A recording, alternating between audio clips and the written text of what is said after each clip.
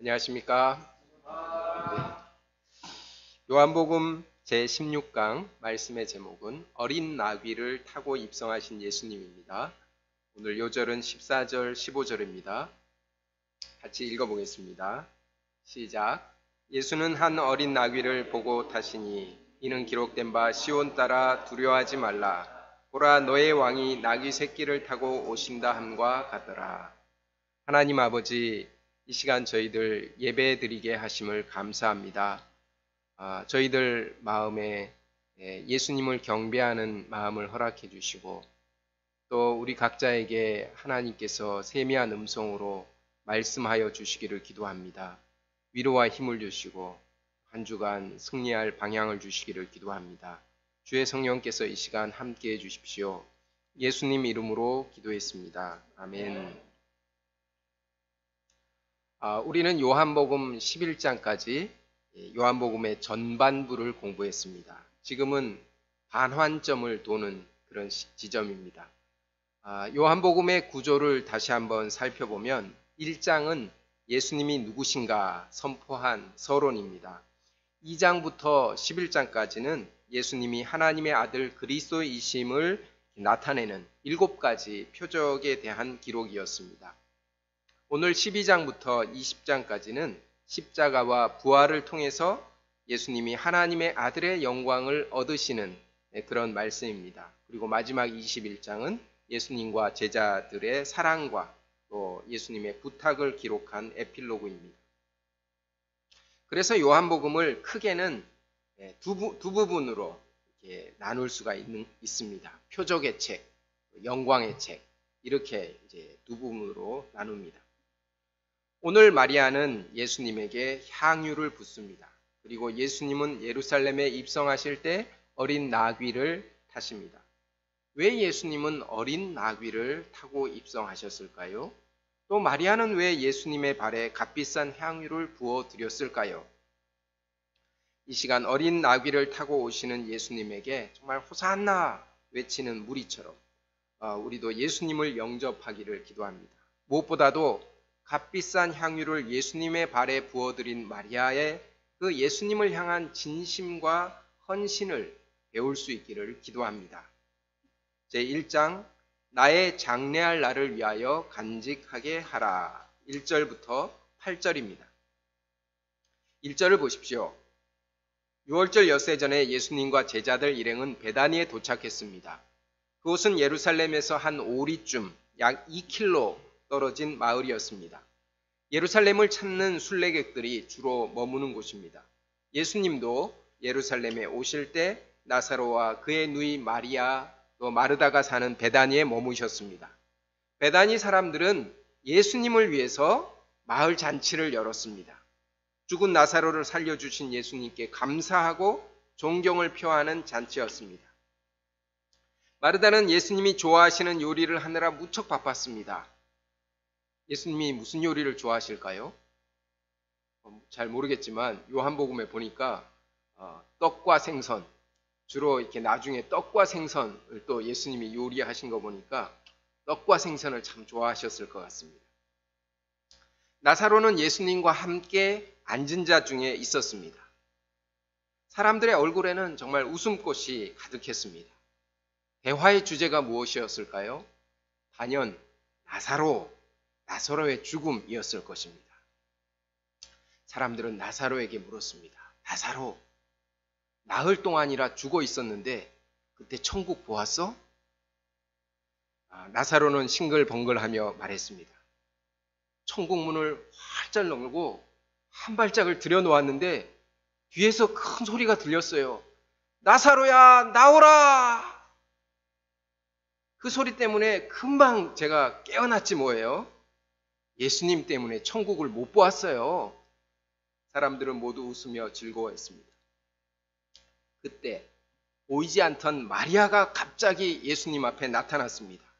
3절을 읽어보겠습니다. 시작.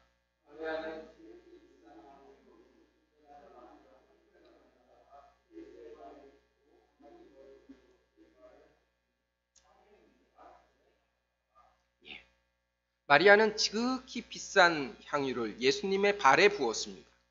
그리고 자기 머리털로 예수님의 발을 닦았습니다. 순식간에 향유 냄새가 온 집안을 가득 채웠습니다.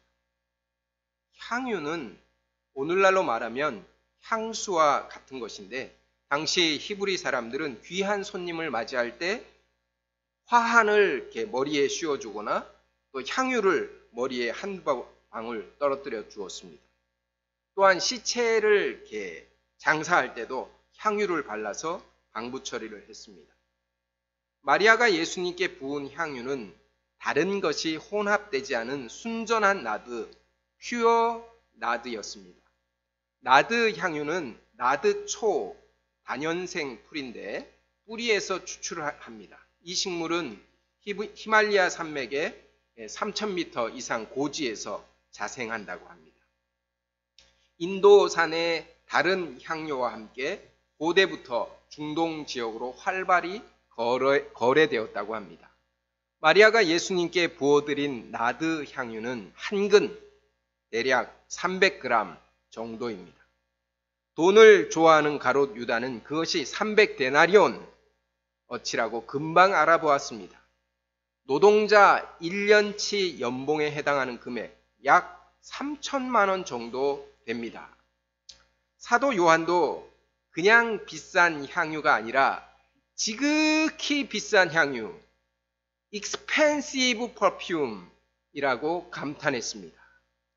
마리아가 어떻게 지극히 비싼 향유를 구했는지 정확히 알 수는 없습니다.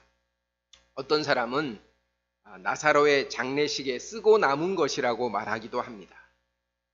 당시 여인들은 귀한 향유를 기회 있을 때마다 한 방울, 두 방울 옥합에 모아서 결혼 지참금으로 사용하는 그런 풍습도 있었다고 합니다. 마리아도 그렇게 해서 모았을 것으로 추정됩니다. 어쨌든 사람들은 이 상황을 보고 모두 깜짝 놀랐습니다. 마리아의 행동은 너무나 지나쳐서 아무도 이해할 수가 없었습니다. 그래서 모두 놀라서 말을 잇지 못하고 어리둥절했습니다. 미쳤나 봐. 이렇게 말하는 사람도 있었습니다. 이 마리아의 행동에 제일 먼저 반응한 사람은 다름 아닌 가롯 유다였습니다. 4절과 5절을 형제들이 한번 읽겠습니다. 시작.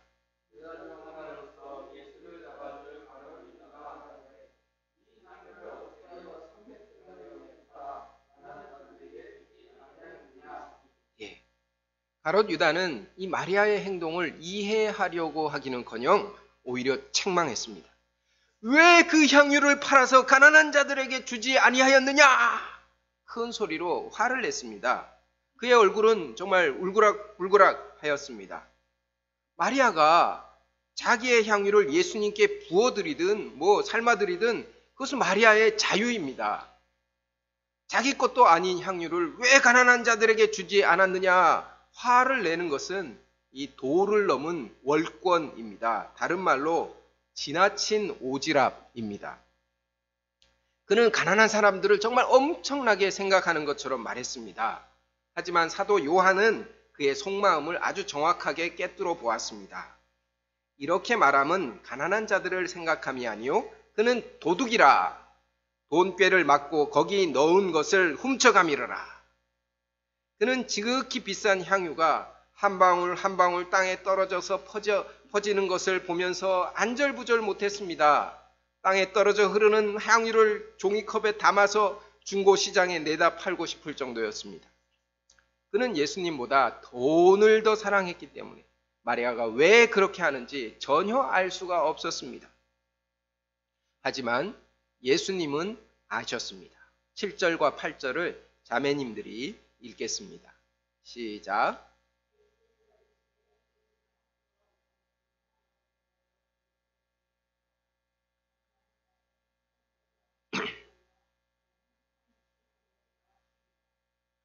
예수님은 화를 내며 비난하는 사람들로부터 마리아를 보호하셨습니다.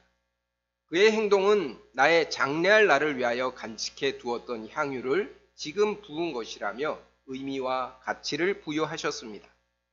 아마도 마리아는 오라버니 나사로를 살려주신 예수님께 감사와 사랑의 고백으로 향유를 부어드렸을 것입니다.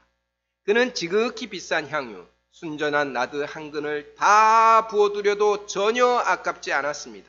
오히려 부족했습니다. 그래서 자기의 머리털로 예수님의 발까지 씻어드렸습니다. 이것은 감사와 사랑 고백 이상의 경배라고 할 수 있습니다. 마치 동방박사들이 아기 예수님께 엎드려 경배하고 황금과 유황과 모략을 드린 것처럼 마리아도 예수님을 하나님의 아들 그리스도로 깊이 영접하고 이렇게 경배한 것입니다. 마리아는 예수님이 엿새 후면 십자가에 못 박혀 죽으실 것을 예상하지는 못했을 것입니다. 아무도 모릅니다. 제자들도 모르고 종교 지도자들도 모릅니다. 오직 하나님과 예수님만 그 사실을 아십니다. 온 인류의 구주로서 예수님의 가시는 십자가의 길은 아무도 알아주지 않는 참으로 외로운 고난의 길입니다. 이 길을 가심에 있어서 예수님에게 위로와 힘이 되어준 사람이 누구였겠습니까? 제자들도 종교 지도자들도 아닙니다. 그들은 맛있게 차려진 음식만 열심히 먹고 있었습니다. 예수님을 위로한 사람은 그의 발에 고귀한 향유를 붓고 자기 머리털로 씻으며 경배한 마리아뿐이었습니다.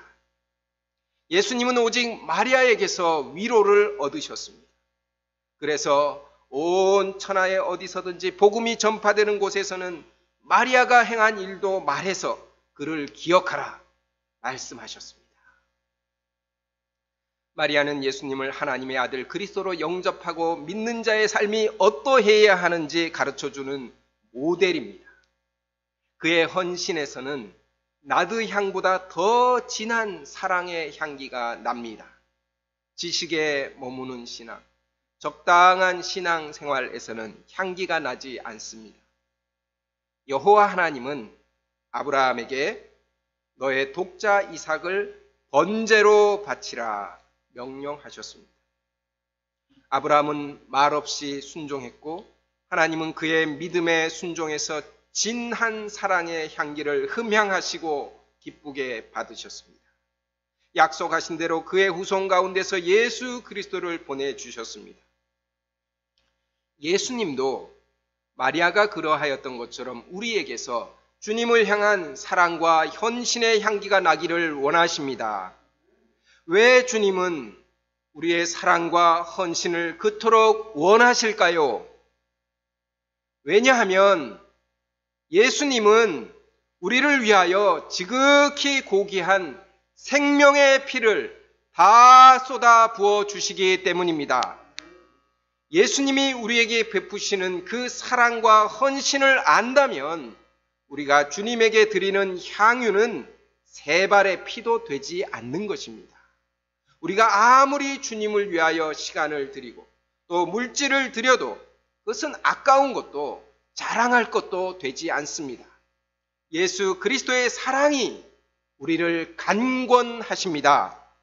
지극히 비싼 향유, 순전한 나드 한 근을 주님의 발에 붓고 머리털로 씻어드린 이 마리아의 그 헌신된 마음, 그 사랑의 마음을 우리도 간직할 수 있기를 기도합니다.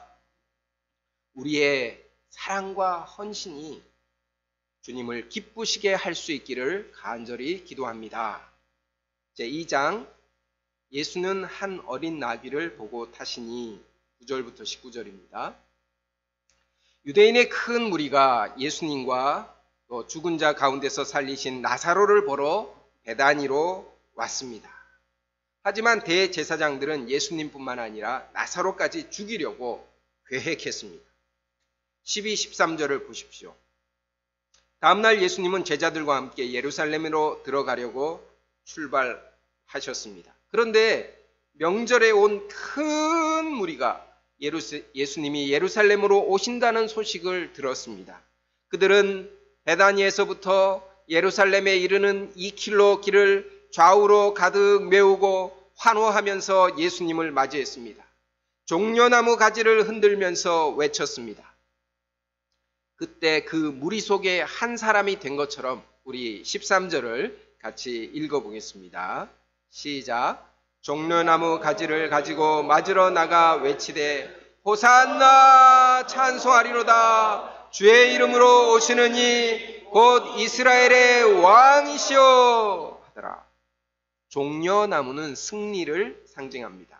유대인들은 왕이 입성할 때 종려나무 가지를 흔들거나 길에 펴서 환영했습니다. 호산나 하는 것은 우리를 구원하소서라는 뜻입니다. 주의 이름으로 오시는 이란 말은 약속된 메시아를 뜻합니다. 그들은 예수님을 약속된 메시아, 이스라엘의 왕으로 영접하면서 열렬히 환영하고 있는 것입니다. 백성들은 예수님이 로마의 압제로부터 이스라엘 나라를 회복하고 헤롯의 폭정과 또 그 경제적인 고통에서 구원해 주기를 간절히 열망했습니다.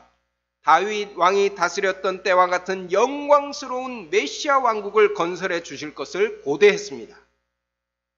오병이어로 5,000명을 먹이고 또 날때부터 맹인이었던 사람의 눈을 뜨게 하시고 죽은 자를 살리는 그 능력이라면 얼마든지 가능한 일이었습니다. 그들은 예수님이 진격! 이런 명령만 내리시면 목숨을 바쳐서라도 로마 군인들과 싸우고 헤롯의 병사들과 싸우겠다는 그런 충성심으로 충만했습니다. 하지만 예수님은 그들의 소원과 바램과는 조금 다른 길을 선택하셨습니다. 14, 15절을 같이 읽겠습니다. 시작. 예수는 한 어린 나귀를 보고 타시니 이는 기록된 바 시온 따라 두려워하지 말라. 보라 너의 왕이 나귀 새끼를 타고 오신다 함과 같더라. 사람들은 예수님을 구원자요 또 이스라엘의 왕으로 열렬히 환영하는데 예수님은 한 어린 나귀를 보고 타셨습니다. 그 모습은 너무나 우스꽝스러웠습니다. 코미디와 같았습니다. 열방의 왕들은 말을 타고 그것도 백마를 타고 위엄과 권세를 부각합니다. 그런데 왜 예수님은 나귀, 그것도 어린 나귀를 타실까요? 무엇보다 이것은 기록된 예언의 성취를 위함입니다. 예수님은 스가랴서 9장 9절 말씀을 성취하심으로써 약속된 그리스도이심을 분명히 나타내셨습니다. 그런데 예수님이 나귀 새끼를 타신 것은 성경에 기록되었으니까 기분 나쁘지만 어쩔 수 없이 나귀 새끼를 타신 것이 아닙니다. 그것은 예수님이 어떤 왕이신가를 나타내는 아주 중요한 상징입니다. 첫째로 예수님은 겸손의 왕이십니다. 스가랴서 9장 9절은 이렇게 말합니다. 시온에 따라 크게 기뻐할지어다. 예루살렘에 따라 즐거이 부를지어다. 보라 내 왕이 내게 임하시나니 그는 공의로우시며 구원을 베푸시며 겸손하여서 나귀를 타시나니 나귀의 작은 것 곧 나귀 새끼니라. 겸손하여서 나귀 새끼를 타신 것입니다. 겸손은 자기를 높이기보다 낮추는 마음입니다. 나는 너희와 종자가 다른 사람이야 하면서 거리를 두는 마음이 아닙니다. 오히려 너희와 똑같다고 하면서 가까이 하려는 마음입니다.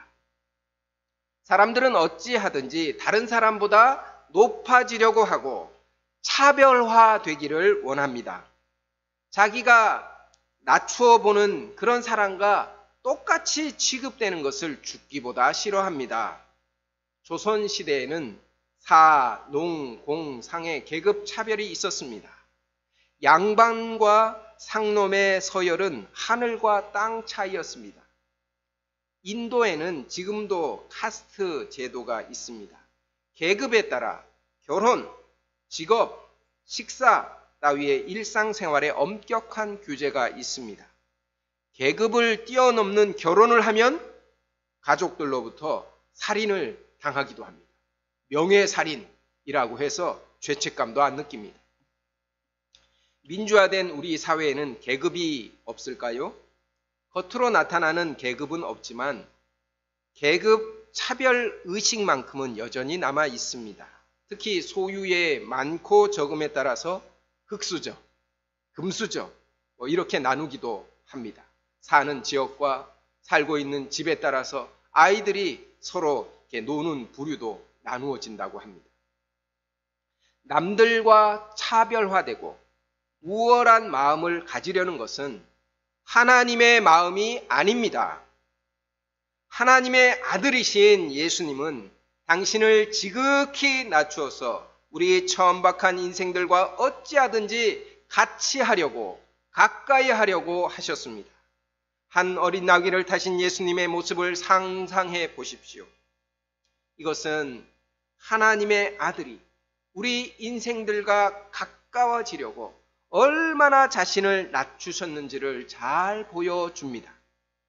한 어린 나귀를 타신 예수님의 모습은 태초에 하나님과 함께 계셨던 영원하신 하나님이 이 땅에 성육신하시어 우리와 같이 되신 참으로 아름답고 영광스러운 모습입니다.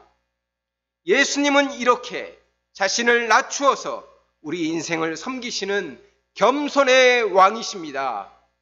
겸손의 왕 예수님을 찬양합니다. 둘째로 예수님은 평화의 왕이십니다. 어떤 왕이시라고요? 말은 전쟁을 상징하지만 나귀는 평화를 상징합니다. 예수님은 돈이 없어서, 말을 살 돈이 없어서 나귀를 타신 것이 아닙니다. 힘이 없어서 어린 나귀를 타신 것이 아닙니다. 평화로 하나님의 나라를 건설하기 위하여 한 어린 나귀를 타셨습니다. 사람들은 힘으로 적대 세력을 굴복시켜야 평화가 이루어진다고 생각합니다. 그래서 로마는 힘으로 세계 평화를 이루고자 팍스 로마나를 외쳤습니다.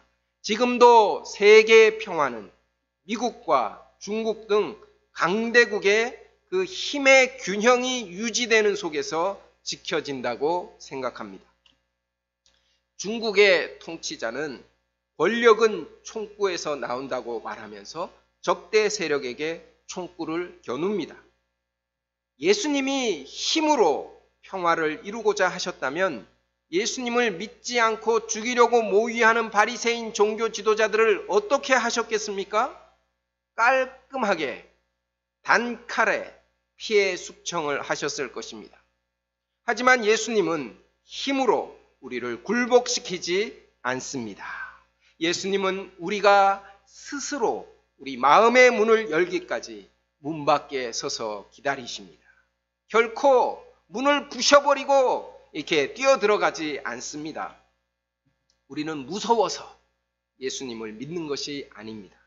그의 사랑과 그의 온유하심과 그의 겸손하심 때문에 스스로 마음의 문을 열고 진심으로 주님을 영접해서 순종하여 섬기는 것입니다. 평화의 왕이 우리의 왕이심을 감사하고 찬송합니다. 제자들은 처음에 이 일을 깨닫지 못했습니다. 하지만 나중에 예수님이 부활하여 메시아로서 영광을 얻으신 후에 스가랴서 말씀이 성취된 것임을 깨달았습니다. 바리새인들과 종교 지도자들은 예수님과 죽은 자 가운데서 살아난 나사로까지 죽이려고 했습니다. 그렇지만 이렇게 큰 무리가 예수님을 영접하고 환영하는 것을 보고 전의를 상실했습니다. 잠시 동안 상실했습니다. 잘못 건드렸다가는 백성에게 밟혀 죽겠다. 이렇게 두려움을 조금 느꼈습니다. 오늘 말씀은 참으로 아름다운 두 사람의 이야기입니다. 마리아의 주님을 향한 경배와 사랑과 헌신의 향기는 온 세상에 퍼졌습니다.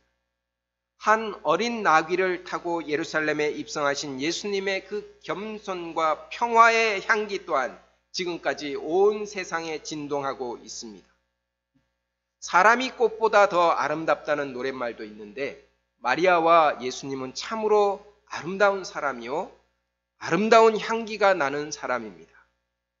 사람에게는 그 사람이 가진 고유의 향기가 있습니다. 옛날에 동의보감을 저술한 허준의 이야기를 드라마로 만들었는데 그의 옷에서는 언제나 약초 향과 오래된 책 냄새가 났다고 합니다. 우리가 무엇을 사모하고 가까이 하는가에 따라서 그의 향기가 달라집니다. 돈을 사랑하는 가롯 유다나 또 시기심과 권력욕에 취한 바리새인 종교 지도자들에게서는 향기가 아니라 악취가 납니다. 세상의 돈과 명예와 쾌락에 취하여 사는 사람은 자신에게서 악취가 난다는 사실조차 모릅니다. 초대 교부 중에 이그나티우스라는 분이 있습니다. 폴리갑과 함께 사도 요한의 제자로 알려져 있습니다. 그는 예수님의 발에 향유를 부은 마리아에 대하여 이렇게 말했습니다. 마리아가 주님의 머리에 향유를 부은 것은 교회에 썩지 않음을 가져다 주었다. 악취 나는 기름을 교회에 바르지 말라. 주님의 교회가 향기 나는 교회로 존재하려면 어떻게 해야 할까요? 마리아처럼 주님을 위해서 자신의 귀한 향유를 쏟아붓는 사람이 많을 때 그 교회는 썩지 않고 아름다운 향기가 발할 것을 믿습니다.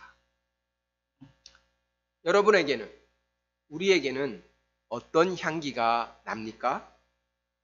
우리의 삶에서도 마리아가 보여주었던 주님을 향한 사랑과 헌신의 향기가 나기를 기도합니다. 예수님이 보여주셨던 그 겸손과 평화의 향기가 진동하는 아름다운 사람이 되기를 기도합니다. 지금 우리는 예수님을 위해서 여름 수양회를 준비하고 있습니다. 예수님을 위한 잔치입니다. 우리 각자에게 주어진 섬김이 있습니다. 말씀 강사로서, 또 소감 강사로서, 운반 인도자로서, 특성과 싱어롱을 섬기는 종으로서, 또 영상 작업을 하는 것 등 우리가 섬기는 것이 무엇이든지 예수님께 드리는 우리의 사랑과 헌신의 향유가 되기를 기도합니다. 기도하겠습니다. 하나님 아버지, 예수님께 향유를, 또 예수님의 발에 향유를 부어드린 이 마리아의 사랑과 헌신의 향기가 참으로 귀하고 또 아름답습니다. 또 우리 주님께서 어린 나귀를 타고 우리 죄인들을 위해서 당신의 물과 피를 쏟기 위하여 예루살렘에 입성하시는 이 예수님의 겸손과 평화의 마음은 또한 너무나 아름답고 또 이렇게 감동의 향기가 납니다. 하나님 아버지, 저희도 마리아와 같이 주님을 사랑하고 헌신하는 향유를 부어드리고 또 예수님과 같이 우리의 마음에 겸손과 평화를 사랑하는 마음을 충만히 부어 주시옵소서. 우리도 아름다운 향기가 나는 사람이 되도록 도와주십시오. 예수님 이름으로 기도했습니다. 아멘.